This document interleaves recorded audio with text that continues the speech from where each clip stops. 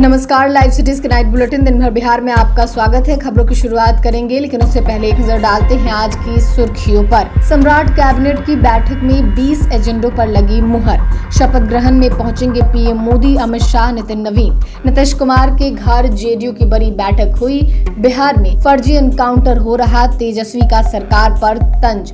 निशांत के मंत्री बनने पर मांझी और अनंत सिंह खुश। जेडीयू एमएलए अनंत सिंह पर एफआईआर, बोले गलत काम नहीं किए।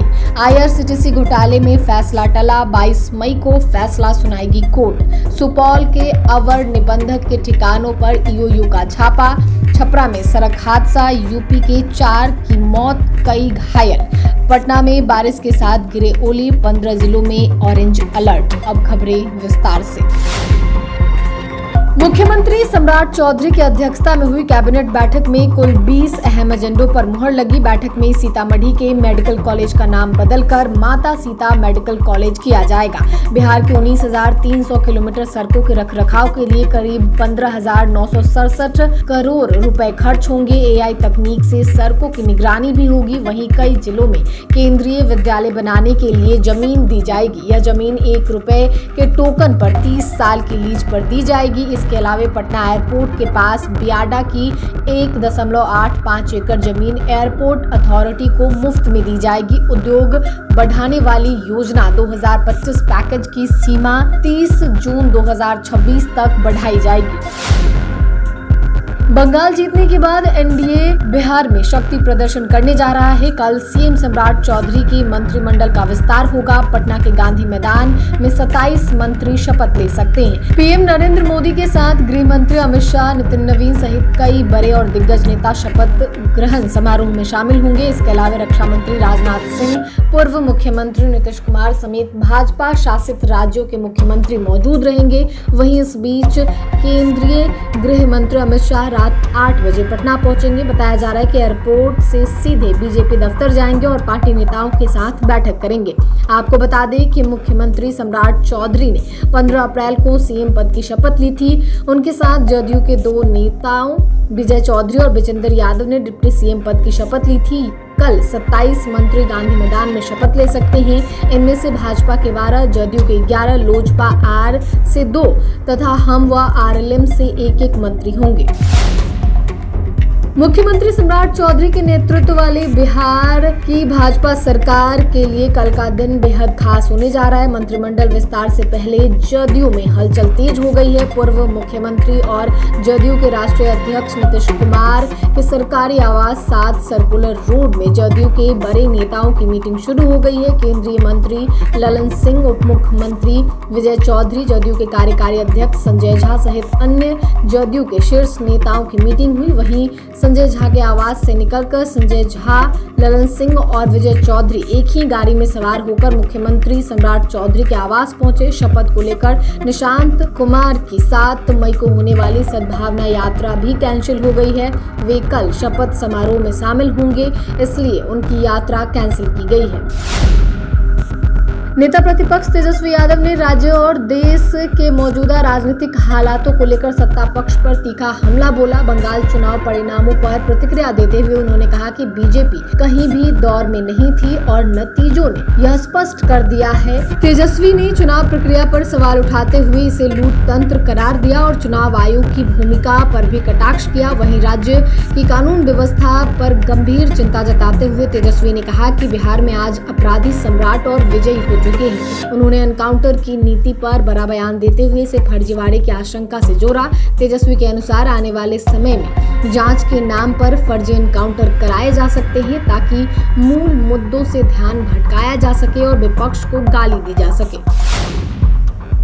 निशांत के मंत्री बनने के सवाल पर जीतन राम मांझी ने प्रतिक्रिया दी है। उन्होंने कहा है कि यह खुशी की बात है कि वे मंत्री बन सकते हैं। हालांकि इस पर नीतीश कुमार पर परिवारवाद के आरोप भी लग सकते हैं। मांझी ने कहा कि परिवारवाद को लेकर आरोप लगाना सही नहीं है। उन्होंने उदाहरण देते हुए कहा कि लालू प्रसाद यादव के परिवार के कई सदस्य राजनीति में हैं। जब उनसे सवाल किया कि बिना एमएलसी या एमएलए बने मंत्री बन जाने पर सवाल उठेगा, इस पर उन्होंने कहा कि उपेंद्र कुशवाहा की बेटी भी इसी तरह मंत्री बने थे। वहीं मोकामा विधायक अनंत सिंह ने भी निशांत के मंत्री बनने की संभावना पर खुशी जताई है। उन्होंने कहा है कि वे इस खबर से बेहद खुश हैं। अनंत सिंह ने कहा कि खून का असर दिखेगा, इससे ज्यादा खुशी की बात नहीं हो सकती है। जदयू विधायक ने आगे कहा कि निशांत नीतीश कुमार के रास्ते पर चलेंगे और बेहतर काम करेंगे। गोपालगंज पुलिस ने मोकामा से जदयू विधायक अनंत सिंह पर एफआईआर दर्ज की है। 3 दिन पहले अनंत सिंह गोपालगंज के मीरगंज में एक जनेऊ कार्यक्रम में पहुंचे थे। यहां उनके समर्थकों ने खुलेआम हथियार लहराए थे। इसी कार्यक्रम में अश्लील डांस भी हुआ था। अनंत सिंह डांस पर तालियां बजाते दिखाई दिए थे। हथियार लहराने और डांस का वीडियो बनाकर सोशल मीडिया पर डाला गया था। इस पर पुलिस ने सख्त कार्रवाई करते हुए केस दर्ज किया। मामले में पुलिस ने 9 नामजद समेत कई लोगों पर केस दर्ज किया। इस मामले में अनंत सिंह ने कहा कि हमने कोई कानून का उल्लंघन नहीं किया और न ही कोई गलत काम किया है। जब वहां पहुंचे उस समय कोई व्यक्ति राइफल लेकर नाच गा रहा था, उससे उनका कोई लेना देना नहीं है। उनका कहना है कि उन्होंने किसी भी तरह का कानून नहीं तोड़ा।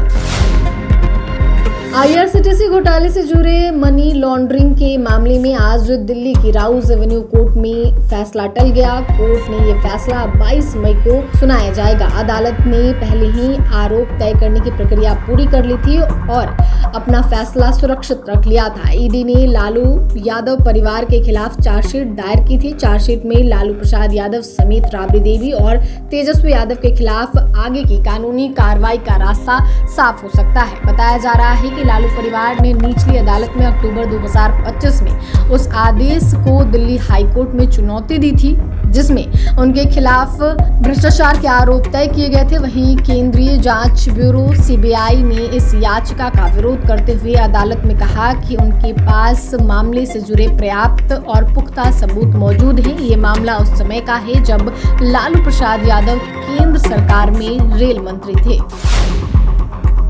आर्थिक अपराध इकाई ने सुबह सुपौल के जिला अवर निबंधक अमरेंद्र कुमार के पटना सहित 4 ठिकानों पर छापेमारी की। अमरेंद्र कुमार पर आय से लगभग 65.08% अधिक संपत्ति जमा करने का आरोप है। अमरेंद्र कुमार के खिलाफ सत्यापन के बाद आर्थिक अपराध इकाई थाना कांड संख्या 6/26 के तहत प्राथमिकी दर्ज की। प्रारंभिक जांच में पाया गया कि अमरेंद्र कुमार ने अपनी वैध आय से लगभग 1,64,00,000 रुपए अधिक संपत्ति अर्जित की है। विशेष न्यायालय निगरानी पटना से तलाशी वारंट मिलने के बाद ईओयू ने सुबह एक साथ 4 अलग-अलग ठिकानों पर छापेमारी शुरू की। इस कार्रवाई का नेतृत्व पुलिस उपाधीक्षक स्तर के अधिकारी कर रहे थे।